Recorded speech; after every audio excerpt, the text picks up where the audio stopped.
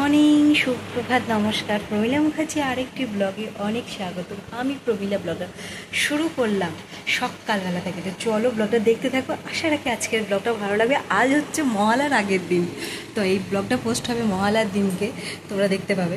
তো চলো আমি এখন রেডি হয়ে নিই, মানে ঘুগনি করবো সকালে। আজকে মুড়ি ঘুগনি খাওয়ার একটা প্ল্যান আছে আমাদের। তারপরে কাজকর্মগুলো তো আছেই, শেয়ার করবো কেমন কাটাই।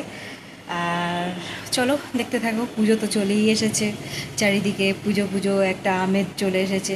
তো যাই হোক, পুজো বলে কথা, মানুষের দেখো সব কিছু কখন কখন কী সময় কি হয় বলা যায় না। এই মনে হচ্ছিলো কত কী হয়ে গেছে, কত মানুষ কত কী করে ফেললো। কথাগুলো বলতে বাধ্য হলাম। অনেক মানুষ আমার চ্যানেলে এসেও মানে কমেন্ট করেছিল, আমি কমেন্টগুলো ডিলিট করি, কারণ ফালতু কমেন্ট আমার রাখতে ইচ্ছা করে না।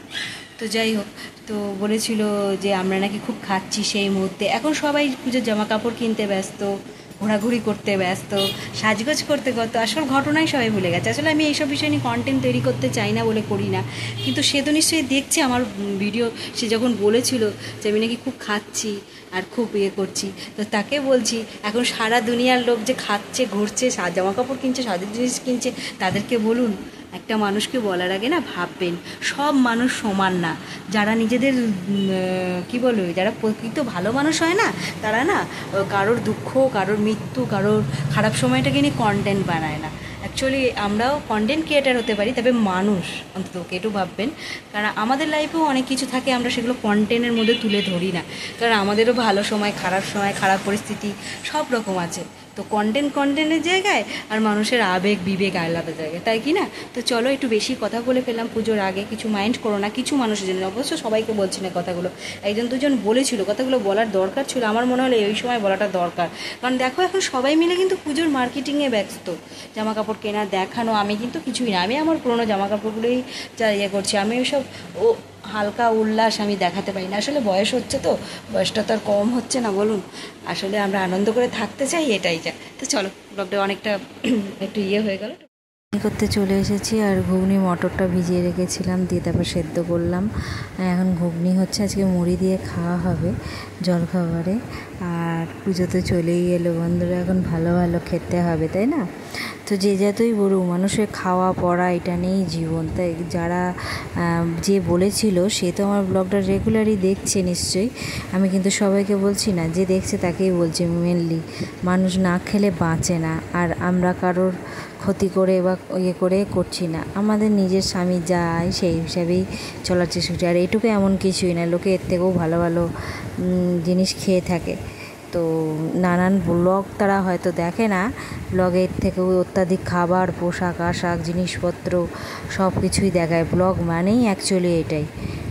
তো যারা ব্লগ সম্বন্ধে এতটুকু ধারণা নেই, তারা এসব আজে বাজে মন্তব্য করে থাকে। আমি তো জাস্ট একটা নর্মালি ব্লগ করি, খুব সাধারণ, অতি সাধারণের থেকেও সাধারণ ব্লগ করছি। তো যাই হোক, সবাইকে বলছি না, আমি জানি এখানে আমাকে কিছু মানুষ আছে খুব ভালোবাসে, আর কিছু মানুষ আছে ভালোবাসে না, তবু ওয়াচ করে, সেটুকু আমি জানি। তো যাই হোক, তারা যেন মাইন্ড না করে। তো দেখো, ফ্রাইড রাইস নিয়ে করতে চলে এসেছি। আজকে মহালয়ার দিন, একটু খারাপ কথা বলতে হলো, কারণ আজকে এখন সব চারিধারে যখন পুজোর আমেজ দেখছি, যারা বলেছিল আমাকে এই কমেন্ট বক্সে এসে, তো আমি ডিলিট করে দিতে তো বললামই। তো সে এখন কোথায়, যে আমাকে একান্তভাবে বলেছিল খারাপ কথাটা, সেটাই আমার মনে হয়। তো যাই হোক, আমি এখন ফ্রাইড রাইসের চালটা যাই হোক সেদ্ধ করার পর দিয়ে দিয়েছি, দিয়ে তারপরে রান্নাটা করে নিচ্ছি। তো যথারীতি আশা করি তোমরা নিশ্চয়ই পুজোর জামা কাপড় কিনে ফেলেছো। তো পুজোর জন্য তো সবাই রেডি নিশ্চয়ই, তো পুজো আসছে বলে কথা, আর এটাই। তো যাই হোক, এবার দিয়ে দিলাম। আর অনেক জায়গায় হয়তো পুজো এবার হচ্ছে, আবার অনেক জায়গায় হচ্ছেও না, এরকমও কোনো কথা আছে। প্রথমত হয়েছিল পুজো হবে না, কিন্তু মা দুর্গা হচ্ছে অশুভ শক্তির মানে বিনাশে, সেটা তো তোমরা সবাই, দুর্গা তিনি আসেনি, উনি হচ্ছেন সর্বশ্রেষ্ঠ শক্তি, নারী শক্তির প্রধান উৎস। তো যাই হোক, নারী একমাত্র পারে সমাজ, দেশ সব কিছুকে ঠিক করতে। সেই নারীকে সম্মান দিতে হবে। নারীদের নিজেদেরও, আর শুধু পুরুষ করে না, নারীরা নারীদেরকে অপমান, অপদস্থ, প্রতিনিয়ত করে চলেছে। মানুষকে মানুষ হিসাবে মানুষ আর ভাবে না। আসল কথা হচ্ছে এটাই, মনুষ্যত্ব কোথায় বিসর্জন হয়ে গেছে। কিছু ঠুনকো টাকা পয়সা, কিছু ঠুনকো নিজেদের ইগোর জন্য অনেক মানুষকে ভীষণ রকমভাবে অপমান অপদস্থ নানা প্রতিপদে সব কিছু করে থাকে। কিন্তু ঈশ্বর কিন্তু এগুলো ভাবছে যে দেখছে না, তা না। সময়, ঈশ্বর, প্রকৃতি, মানুষ, ভগবান ক্ষমা করতে পারে, মানুষ ক্ষমা করে, কিন্তু প্রকৃতি কিন্তু ক্ষমা করে না। এটা মিথ্যে কথা না, এটা মনে রাখবেন। সময় ঘুরবেই সবার ঘরে। আজ হয়তো আপনি খুব ভালো থাকতে পারেন, কিন্তু কাল হয়তো আপনার জীবনে সেটা হতে পারে। তো যাই হোক, আলুর দমটা বসিয়ে দিলাম কথাগুলো বলতে। তো চলো, আমি এখন ব্লগটা এডিট করছি, আর দেখলাম গরম করে কোথাও আওয়াজ হচ্ছে। তো রাত্রেবেলায় এখন তো আলুর দমটা করছি আজকে না, একটু অন্যরকমভাবে আলুর দমটা করবো। টমেটো, আদা এগুলো দিয়ে আলুর দমটা করবো। আর বাদাম বেটে নিয়েছি, কাজু বাদামে পেস্ট করেছি সেটাই। তো যাই হোক, ভালো করে করে নিয়ে তারপর একটু হলুদ দেবো, লঙ্কার গুঁড়ো দেবো, দিয়ে এইভাবে করবো। তো বন্ধুরা, আমাকে যারা ভালোবাসো দেখো, তাদেরকে আমি কিন্তু বলছি না, আমাকে সে স্টক করে দেখে, আমি এটুকু পুরো শিওর যে কমেন্টটা করেছিল। তো সেই জন্য তাকেই বললাম, সে বুঝে গেছে এতক্ষণের অন্ততপক্ষে। তো যাই হোক, যে মানুষের সময় পরিস্থিতি কিন্তু সমান থাকে না। কে বলতে পারে আজকে যাকে অপমান করছেন ধরে সে কিন্তু একদিন বিশাল কিছু হয়ে যেতে পারে, আর আপনি যেখানে ছিলেন তার থেকে অনেক কম আরও নিচে নেমে যেতে পারেন, তাই না? এটা তো হতেই পারে, সময় কিন্তু করে দিতে পারে সবাইকে। তো যাই হোক, গরম জল দিয়ে দেবো। এই দেখো, বাদাম বাটাটা দিয়ে দিলাম। এভাবে করতে পারো তোমরাও, ভালো লাগবে খেতে।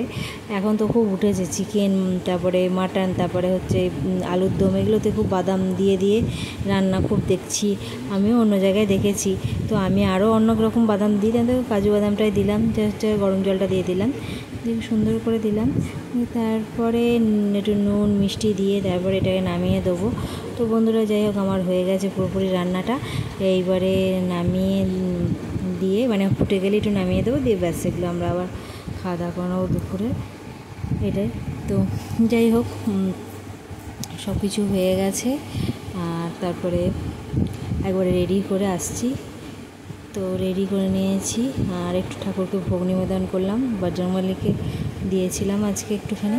রাত হয়ে গেছে সন্ধ্যেবেলা, আর কাল যেহেতু মহালয়া, তো মহালয়ার অগ্রিম শুভেচ্ছা, মানে কালকে মহালয়ার দিনই পোস্ট হবে।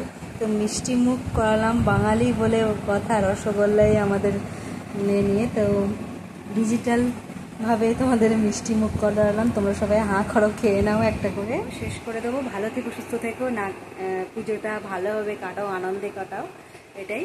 আর নিজেদের খেয়াল রেখো, যত্ন রেখো। তো আজকের মতো টাটা, নেক্সট ব্লগে দেখা হবে।